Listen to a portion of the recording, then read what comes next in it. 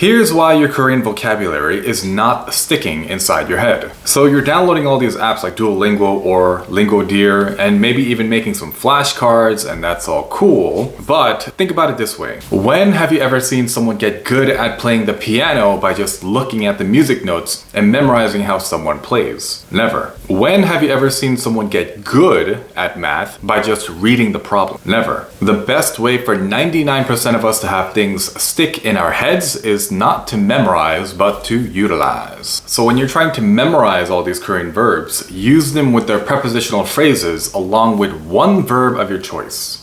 In conclusion, you should have 3 go-to prepositions for a single vocabulary word that you're trying to memorize. For example, you're trying to memorize the word 식당, which is restaurant. So right away we have 3 prepositions, which is 으로 or 에서 or 에. So how many sentences can you make with these combinations? Many. So now you have 식당으로 to the restaurant, 식당에서 from the restaurant, and 식당에 at the restaurant. Altogether quickly, 식당으로, 식당에서, 식당에. Now, if you feel a little ballsy, you can add a verb in there. 식당으로 가요. I'm going to the restaurant. 식당에서 가요. I'm going from the restaurant. 식당에 있어요, which is I am at the restaurant. You're welcome.